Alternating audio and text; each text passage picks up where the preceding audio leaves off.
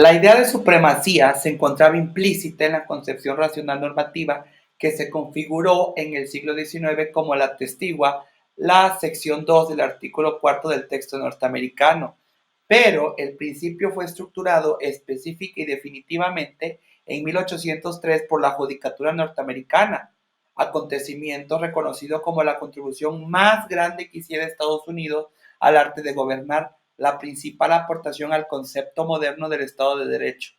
La citada norma planteó: esta Constitución y las leyes de los Estados Unidos que se expidan con arreglo a ella y todos los tratados celebrados o que se celebren bajo la autoridad de los Estados Unidos serán la suprema ley del país, y los jueces de cada estado estarán obligados a observarlos a pesar de cualquier cosa en contrario que se encuentre en la Constitución o las leyes de cualquier estado. La concepción de que existen principios superiores que ordenan a la sociedad y que no deben ser quebrantados se puede rastrear desde la antigüedad. Un momento referente en su formulación ocurrió en Inglaterra en 1610 en el caso Dr. Thomas Bonham versus College of Physicians,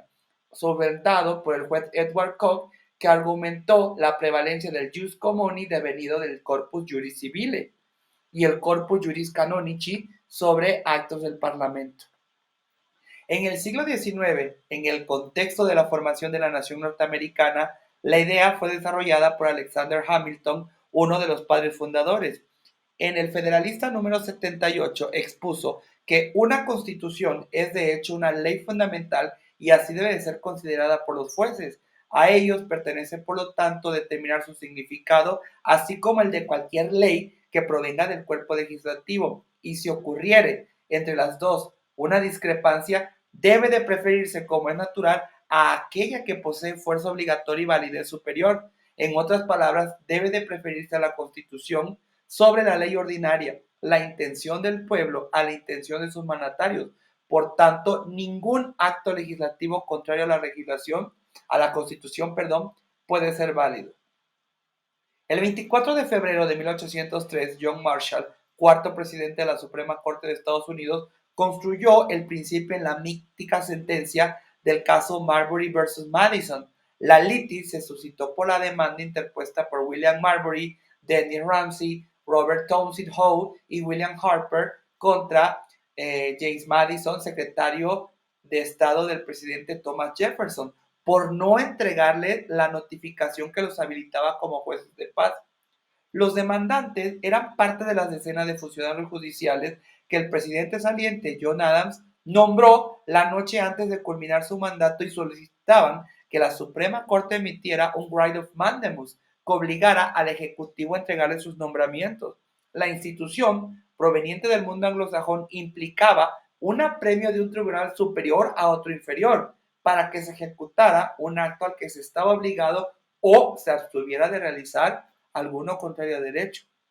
La sentencia Marbury contra Madison reconoció el derecho de los peticionarios, pero a la par declaró la imposibilidad de satisfacer la solicitud, arguyendo que la Suprema Corte no estaba facultada para ejercer un writ of mandamus contra el Ejecutivo y que la Ley de Organización Judicial de 1789 y la Judiciary Act de 1801, que regulaba la institución, eran contrarias a las atribuciones que el Poder Judicial refrendaba en el artículo tercero.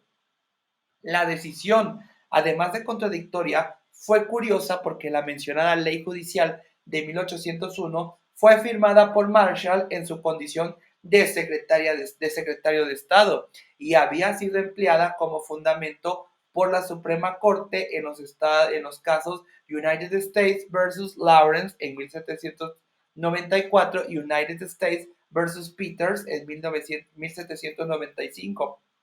Por ello, se señala que el fallo fue un estratagema del Chief Justice Marshall para evitar enfrentarse al Ejecutivo y crear un precedente de debilidad que afectara al Poder Judicial.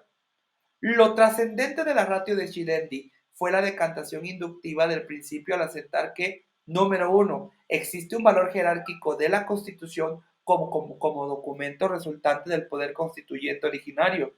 Número dos, la función de la judicatura de interpretar la ley y aplicarla al caso que ventila. Número tres, prevalencia de la ley superior sobre la inferior y de la Constitución sobre la totalidad del ordenamiento jurídico. En caso de conflicto entre normas, el juez tendrá que escoger cuál es aplicable al caso concreto y en situación de contraposición entre la ley fundamental y una ley ordinaria, la única solución posible es a favor de la primera. La cuarta es que la limitación del poder político público a la normativa constitucional, la actuación inconstitucional de un órgano del poder público es inválida y carece de fuerza obligatoria.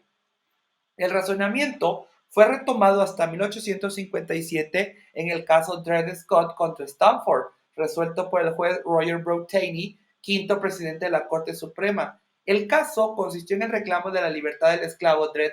Scott a trasladarse su dueño a Illinois, donde estaba prohibida la esclavitud al tenor del compromiso de Missouri. A partir de entonces, el principio se convirtió en leading case de la jurisprudencia.